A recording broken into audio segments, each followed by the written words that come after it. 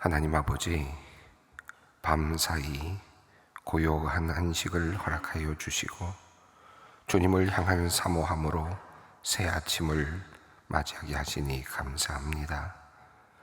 주님은 우리에게 깨끗한 도화지와 같은 새 하루를 선물로 주셨습니다. 이 깨끗한 도화지 위에 하나님의 아름다움을 담아내는 복된 하루가 되게 하여 주시옵소서. 세상의 욕망과 이기심의 색깔이 아닌 오직 주님의 사랑과 긍휼의 빛깔로 오늘 하루를 지나가게 하여 주시옵소서.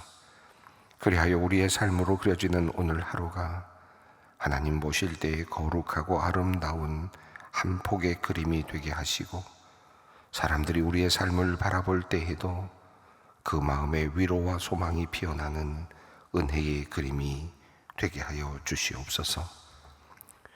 우리의 믿음을 더하여 주시는 주님, 지금 이 가을 들녘은 황금빛 물결로 가득하고 농부들은 한 해 동안의 수고를 거두어 드리는 감사와 기쁨의 시간을 보내고 있습니다.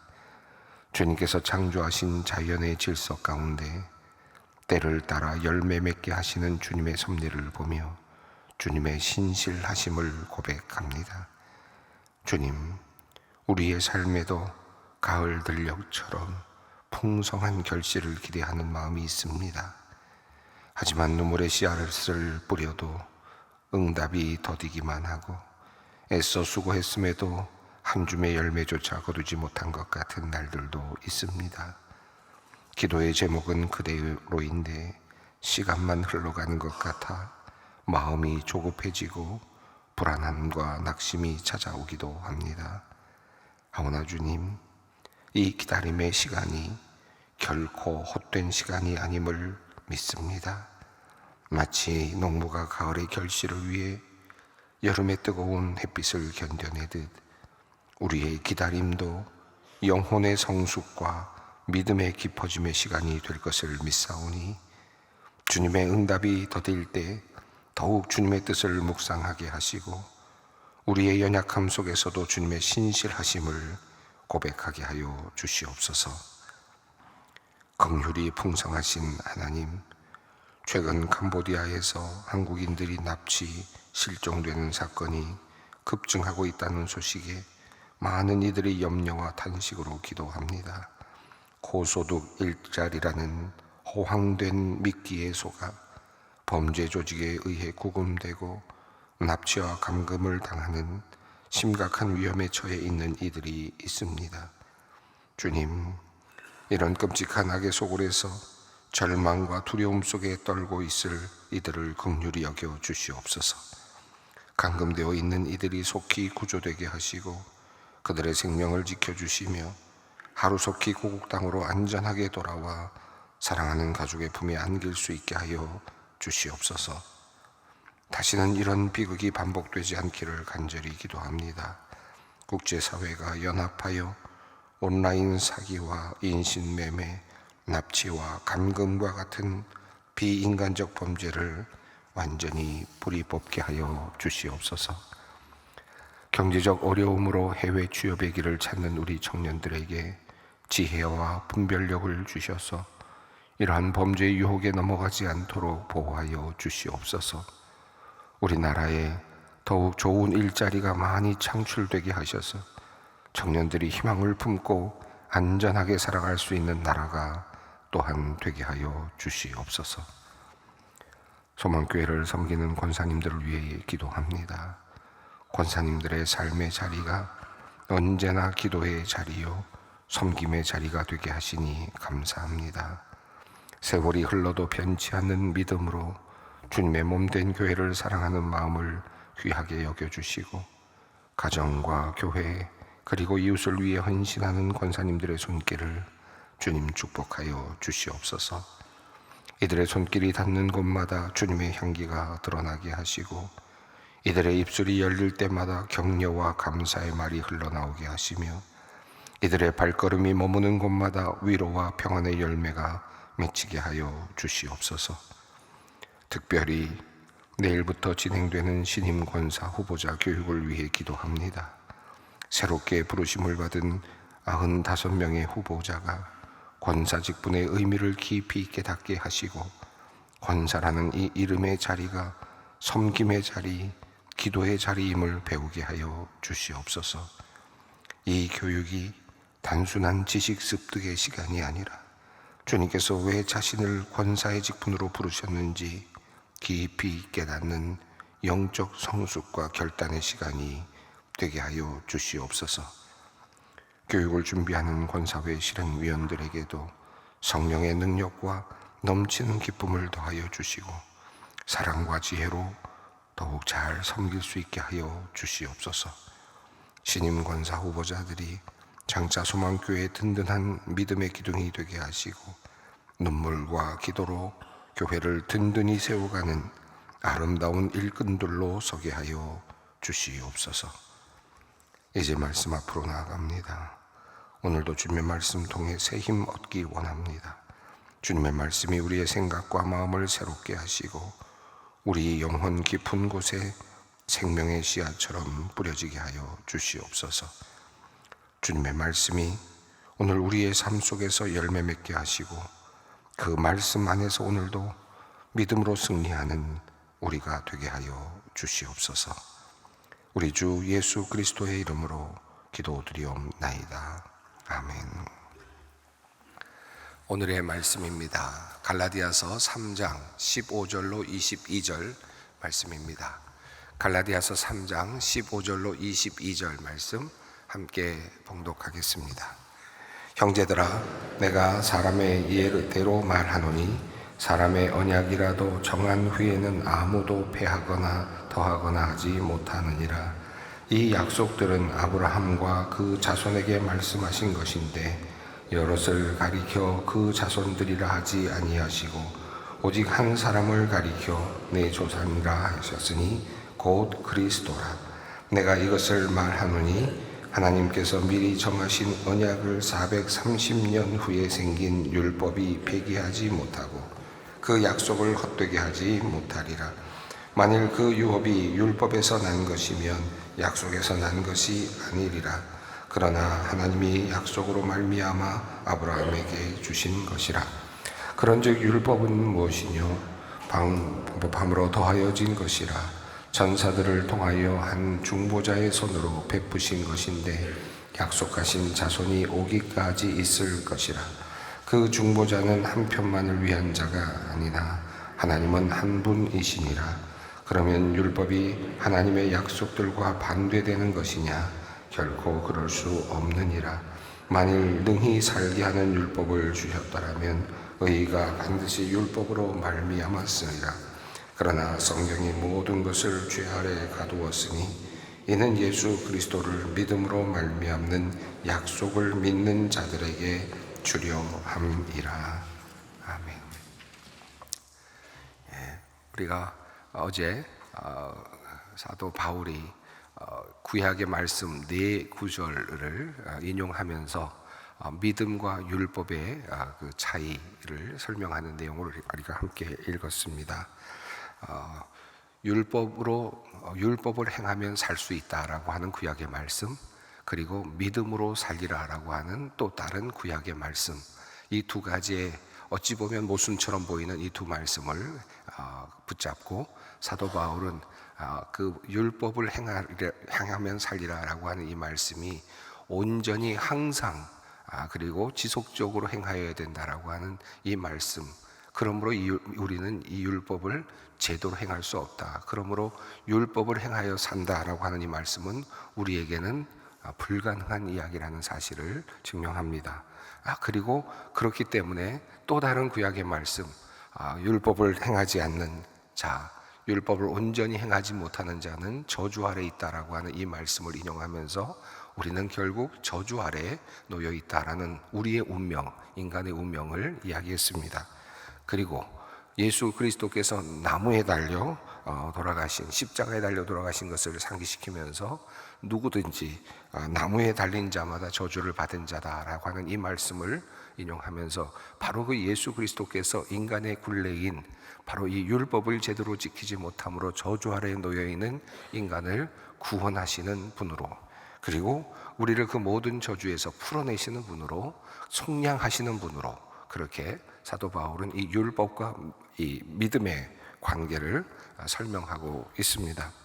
자, 오늘 본문 말씀은 이제 이 논리가 계속 이어지는데요.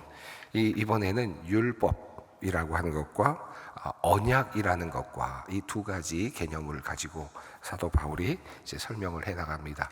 앞선 내용은 율법과 믿음이라고 하는, 믿음으로 살리라라는 말씀과 또 행하면 살리라라고 하는 이 두 말씀의 모순을 붙잡고 믿음과 율법의 관계를 이야기했다면, 오늘 본문의 내용은 물론 같은 맥락 안에서 흘러가는 이야기의 전개 과정입니다만은, 그러나 오늘 본문에서는 특별히 율법이라는 것과 언약이라는, 약속이라고 하는 이 개념을 두 가지를 놓고 이제 또 다시 설명을 해 나갑니다. 이 설명을 통해서 또 율법의 제한성, 율법의 그 제한성을 보다 더 또 한 번 다시 부각을 시키고 있습니다. 이제 15절 말씀을 함께 읽겠습니다. 형제들아, 내가 사람의 예대로 말하노니 사람의 언약이라도 정한 후에는 아무도 폐기하거나 더하거나 하지 못하느니라. 자, 앞선 내용은 구약에 있는 네 본문 말씀을 가지고 구약에 나와 있는 그 약속의 말씀들, 이 모든 말씀들을 가지고 사도 바울이 예를 들고, 그리고 믿음과 율법의 차이를 설명하면서 또 율법의 제한성을 설명했다면, 이제는 내가 사람의 예를 가지고 좀 설명을 해보겠다라고 말합니다. 다시 말하면 일상생활에서 우리에게 일어나고 있는 상식적인 인간의 그런 여러 가지 상식적인 일, 이런 것을 근거로 해서 예를 들어서 이야기를 하겠다라고 말합니다. 자, 그리고는 한 가지 개념이 나오는데, 언약이라는 말이 나오면 사람의 언약이라도 라는 표현이 나왔습니다. 언약, 약속이죠. 사람이 어떤 약속을 할 때에도 이 약속을, 사람들이 서로 약속을 하지 않습니까? 사람의 약속을 할 때, 사람이 서로 약속을 할 때에도 그것을 정해진 다음에는, 약속이 정해진 다음에는 아무도 폐하거나 더하거나 하지 못하느니라 라고 이렇게 말합니다. 언뜻 보면 뭐 약속이, 사람이 약속을 했다가 폐할 수도 있고 또 취소할 수도 있고 또 이렇게 변경할 수도 있지라는 생각이 드는데, 여기서 말하는 이 언약이라는, 약속이라는 개념은 유언을 의미합니다. 그러니까 사람이 유언을 하지 않습니까? 유언장이라고 생각하시면 좋겠습니다. 사람이 유언을 남겼다라고 할 때 마지막에 남긴 유언이 어떤 유언이냐에 따라서 모든 것이 달라지죠. 그것이 정말 합법적으로 제대로 되어 있는 유언장이라면 그것은 실행이 될 수밖에 없습니다. 아무리 다른 어떤 문제가 있더라도 이 유언은 변경될 수 없는 거죠. 죽은 자의 또 의지가 분명하게 담겨 있는 것이기 때문에 이것을 피할 수가 없습니다.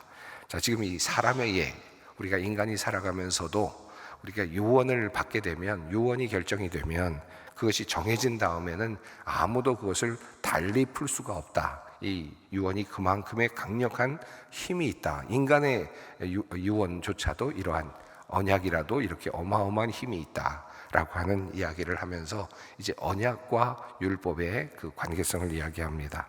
자, 이 약속, 이 약속, 그러니까 여기서 의미하는 유언과도 같은 이런 강력한 약속입니다. 자, 그런데 성경에 말씀하고 있는 약속을 이제 가져옵니다. 16절입니다. 이 약속들은 아브라함과 그 자손에게 말씀하신 것인데 여럿을 가리켜 그 자손들이라 하지 아니하시고 오직 한 사람을 가리켜 내 자손이라 하셨으니 곧 그리스도라. 자, 하나님께서 아브라함과 하셨던 말씀인데, 자, 아브라함이 하나님을 믿음으로 해서 믿는 자가 구원을 받는다라고 해서 아브라함의 믿음을 가지고 앞서 설명을 하지 않았습니까? 그런데 아브라함이 믿었다라고 하는 거에 앞선 것이 있는데, 그것은 하나님이 아브라함에게 약속을 주었다는 거죠. 이게 또 다른 그 아브라함과 하나님 사이에 있는 하나의 매우 중요한 개념이죠.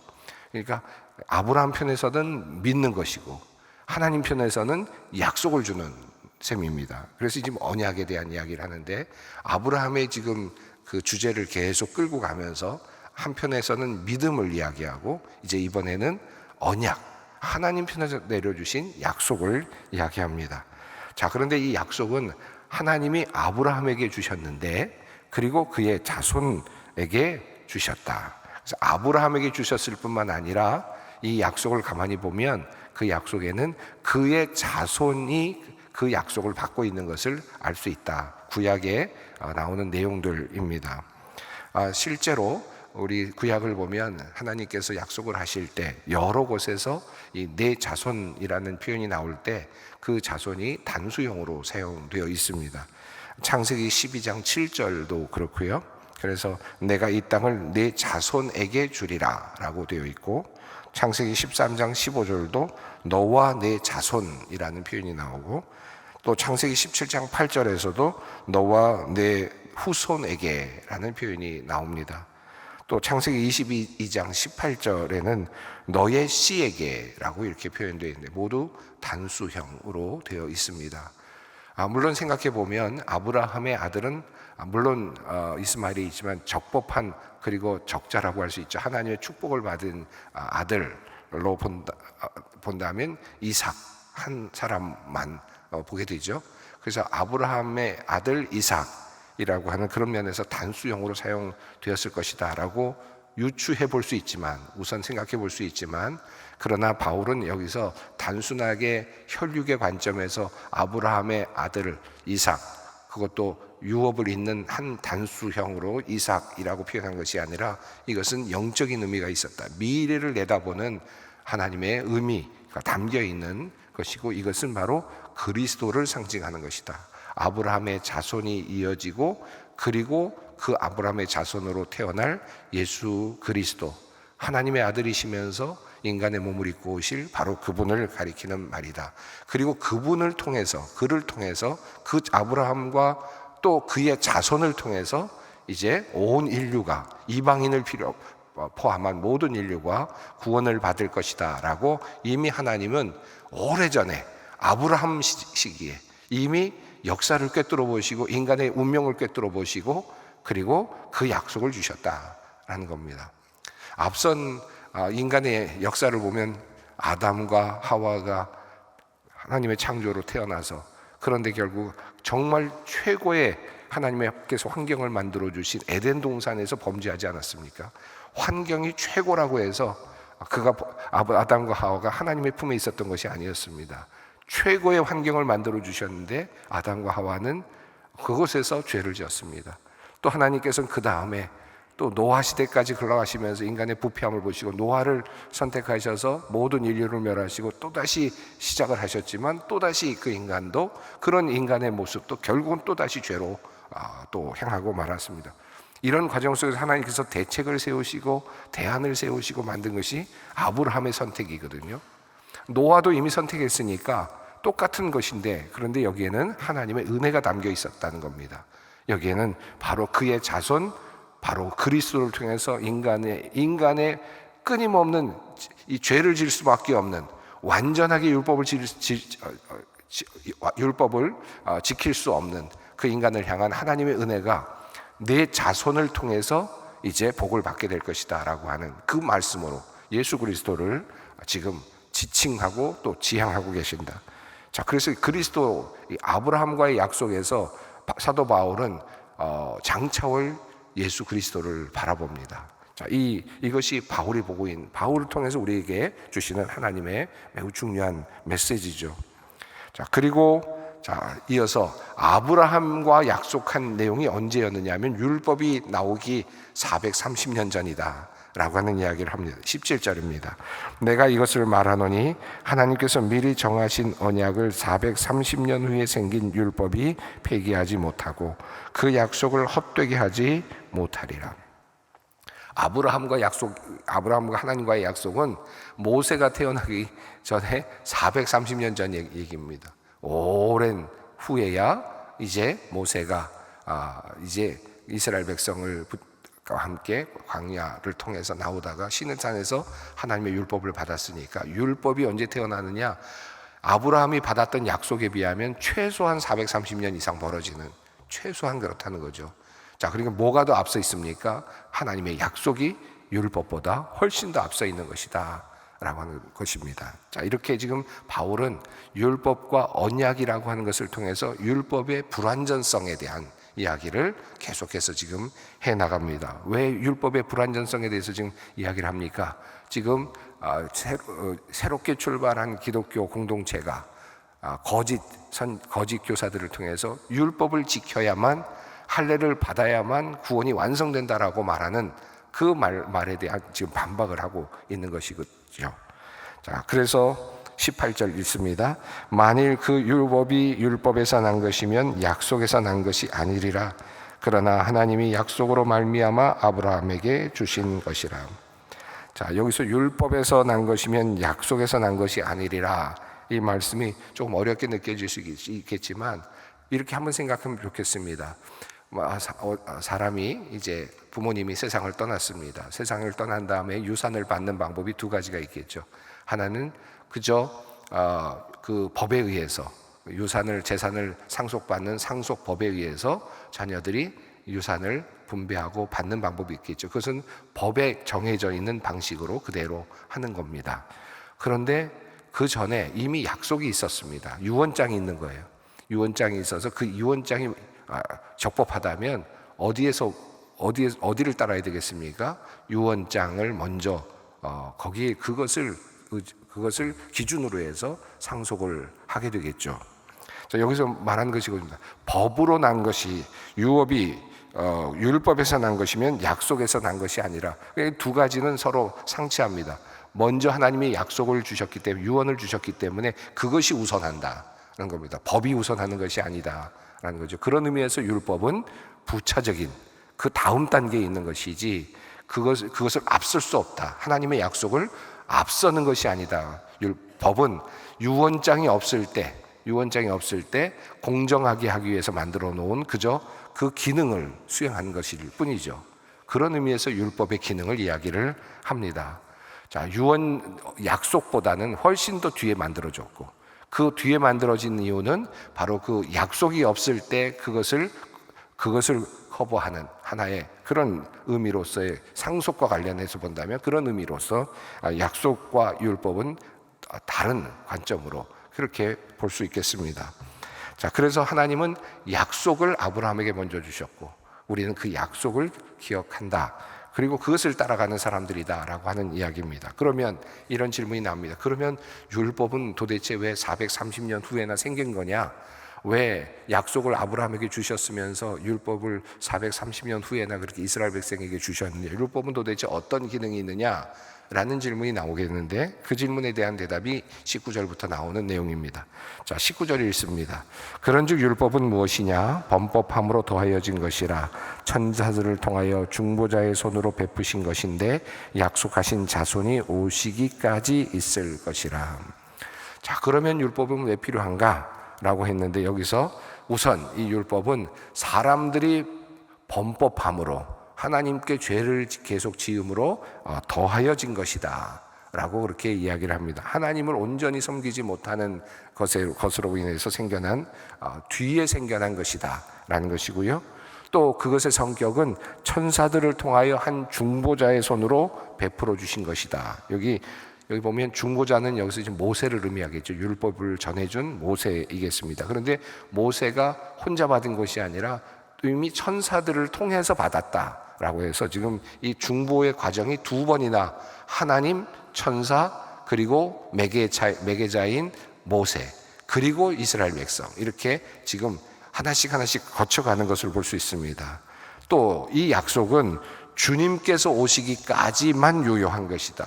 시간적으로 한정되어 있는 것이다. 율법은 그러한 특성을 가지고 있다는 겁니다. 우선 그러니까 율법이 우리에게 주어진 이유는 크게 네 가지로 이야기할 수 있겠는데, 우선 율법은 죄와 관련이 있는 것이고, 우리의 죄와 관련이 되는 것이고, 또 아주 훗날 하나님과 아브라함의 약속이 있은 후에도 430년이나 된 아주 후에 우리에게 역사 속에 들어온 것이다. 그리고 또 하나, 그리고 하나님의 자손, 바로 아브라함의 자손, 그 씨 그리스도가 오실 때까지 그것이 유효한 것이다. 그리고 그 율법은 중재자를 통해서, 모세라고 하는 천사를 통해서 주어진 그 중재자들을 통해서 우리에게 주어진 것이다 라고 말합니다. 자, 그리고 20절입니다. 그 중보자는 한 편만 위한 자가 아니나 하나님은 한 분이시느니라. 율법을 세울 때에는 그 중재자를 통해서 했다라고 말씀하셨는데, 중재자라는 의미는 어떤 것이냐 하면 둘 사이, 그러니까 하나님과 인간 사이를 이렇게 묶어주는 역할을 하는 거죠. 중개 역할을 하는 것이니까 이쪽 편의 의견, 이쪽 편의 의견을 서로 듣고 서로 맞아서 서로 이렇게 연결해 주는 거죠. 그래서 실제로 모세가 하나님의 율법을 받을 때에도 하나님께 율법을 받은 다음에, 물론 천사를 통해서 받습니다. 받은 다음에 이것을 낭독하죠, 시내산에서. 그리고 이스라엘 백성들이 아멘이라고 답합니다. 예스라고 합니다. 서로 이렇게 체결이 되는 그런 형태로 이어지죠. 자, 그런데 이 언약은 이런 성격을 갖고 있는데, 그런데 아브라함에게 주셨던 하나님의 약속은 어떻게 되어 있습니까? 서로 예스라고 한 게 아닙니다. 하나님이 일방적으로 그냥 직접적으로 중재자도 없이, 그리고 모세도 필요하지 않았고 천사도 필요하지 않습니다. 하나님께서 직접 아브라함에게 말씀하셨습니다. 너와 너의 자손을 통해서 복을 받을 것이다. 모든 인류가 복을 받을 것이다. 선포가 된 것입니다. 직접적으로 선포된 것이다. 율법이 단계를 거쳐가면서 서로 약속을 하면서 받은 것이라면, 인간이 죄를 짓는 그런 속성이 있기 때문에 하나님께서 서로 약속을 하는 그런 과정이라면, 그런 의미에서의 하나님과 인간 사이에 서로 계약을 맺는 것이라면, 지금 이 언약은 하나님께서 직접적으로 내려주시는 은혜였다라는 것입니다. 자, 21절과 22절 함께 읽습니다. 그러면 율법이 하나님의 약속들과 반대되는 것이냐? 결코 그럴 수 없느니라. 만일 능히 살게 하는 율법을 주셨다라면 의가 반드시 율법으로 말미암았으리라. 그러나 성경의 모든 것을 죄 아래 가두었으니 이는 예수 그리스도를 믿음으로 말미암는 약속을 믿는 자들에게 주려 함이니라. 자, 그러면 율법은 하나님의 약속과 반대되는 것이냐? 사실은 그렇지 않다는 겁니다. 율법도 하나님과 인간 사이에서 약속으로 이루어진 것이죠. 하나님께서 주시고 인간이 받아들였으니까요. 그러나 이 약속 안에는, 이 율법이 만약에 우리가 율법을 통해서 완전하게 살 수만 있었다면, 능히 살 수 있는 율법을 주셨다면, 우리가 이것을 지켜낼 수만 있었다면 이것도 답이 될 수는 있다는 겁니다. 그런데 결국 우리 인간은 그것을 지켜낼 수 없다고 했죠. 결국은 무너집니다. 결국은 온전하게 지속적으로 하나님의 율법을 지킬 수 없습니다. 그것 때문에 결국은 우리는 저주 아래 놓여 있다고 앞서 말씀했는데, 여기도 마찬가지입니다. 결국 그래서 율법은 결국 우리를 죄로 가두어 버립니다. 저주 아래 만들어 버립니다.